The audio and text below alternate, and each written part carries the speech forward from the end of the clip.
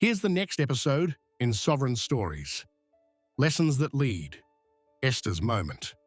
No headers, seamless flow, tight, scripture-anchored, with micro-engagements and a couple of sharp anecdotes. She didn't start as a queen. She started as an orphan in exile. Esther was raised by Mordecai in a foreign empire with foreign rules. Esther 2:7. No throne in sight, only ordinary days under Persian ceilings. Then the empire announced a search, and Providence slipped her name into a palace she didn't ask for.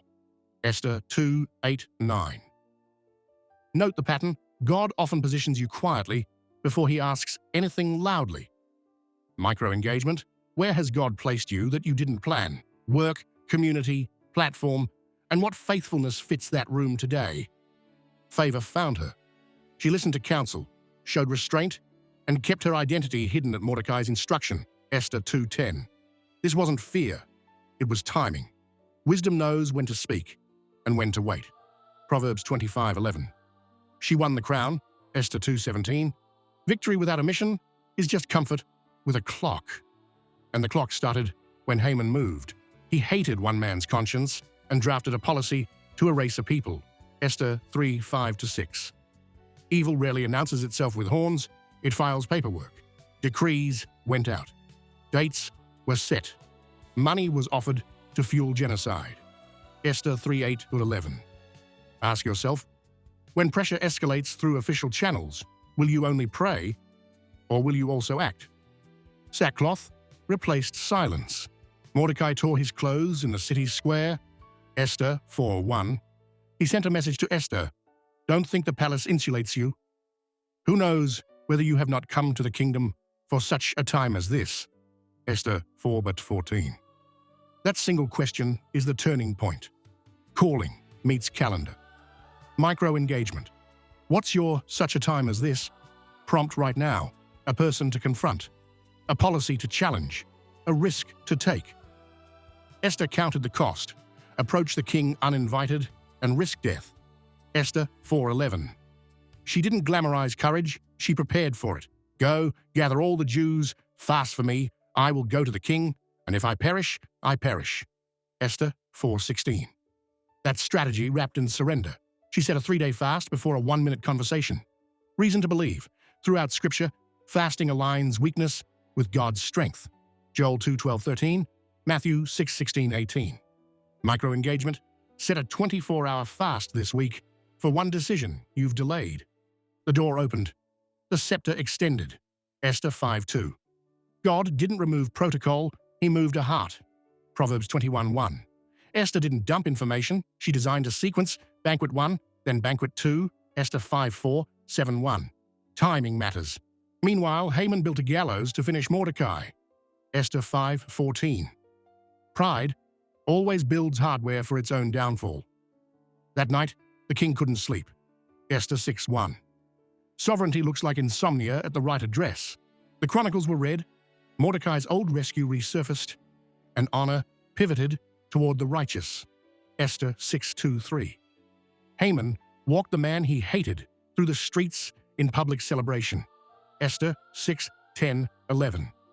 God can turn your enemy into your announcer. At the second banquet, Esther finally named the threat with clarity and honor. We have been sold, I and my people. Esther 7:4. She didn't attack the king, she exposed the scheme. Precision under pressure. The king stepped out in fury, returned to find Haman collapsed near Esther, and the optics sealed the verdict. Esther 7:8-10. The gallows meant for Mordecai ended, Haman. That's not karma. That's justice under sovereignty. Psalm 7:15-16. Micro-engagement. Can you describe your current problem in one clear sentence, without exaggeration or blame shifting? But the edict remained. Persian law didn't allow deletions. It required countermeasures. Esther 8:8. So Mordecai and Esther drafted a new decree permitting defense on the scheduled day. Esther 8:11-12. Deliverance arrived not by erasing reality, but by empowering action. Reason to believe. God's grace doesn't pretend threats don't exist. It equips obedience to overcome them. 2 Corinthians 12:9-10. The day came, and the Jews stood together, defended themselves, and rested after victory. Esther 9:1-2, 16-17. Purim was born, remembering, rejoicing, giving gifts, sharing with the poor. Esther 9:20-22. Survival turned into a rhythm of gratitude and generosity. Bring it into the present. Anecdote 1. A compliance officer discovers a clause that could quietly cut patient care quality to save costs. Instead of leaking outrage, she builds a measurable alternative, aligns physician advocates, fasts 1 day each week and schedules 2 banquets, short briefings with decision-makers. The policy shifts, care improves. She didn't torch the room, she changed it. Anchors, Proverbs 21:1, Matthew 5:9, Esther 5-7. Anecdote 2. A teacher in a district where integrity is optional documents, cheating rings. He prays, fasts, and requests a targeted audit rather than a public shaming. Results expose the scheme, protect students, and reform the testing process.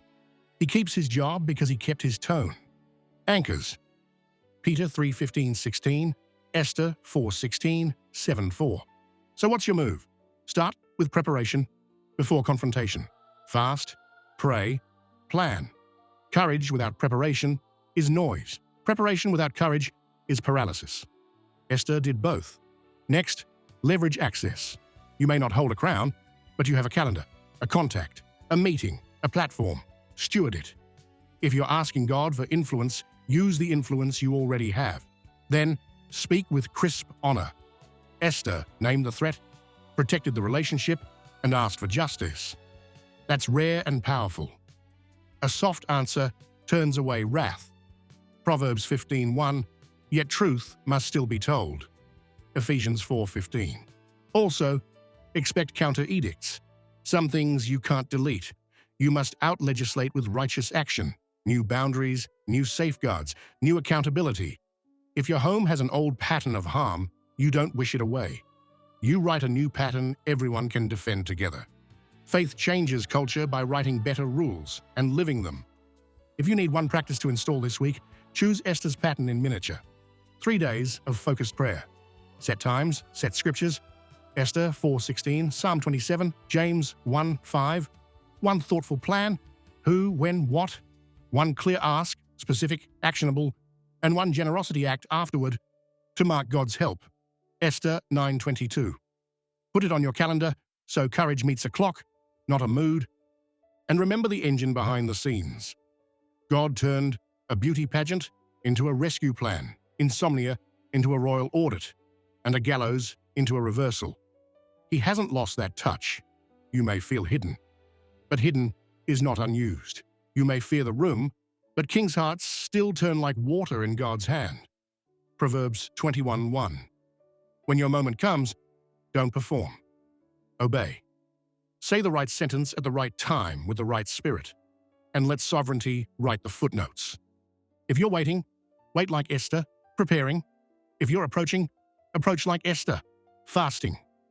If you're speaking, speak like Esther, clear, honored, brave. And when the outcome breaks open, celebrate like Israel. Remember, rejoice and share. For such a time as this is not a slogan, it's a schedule. Step into it.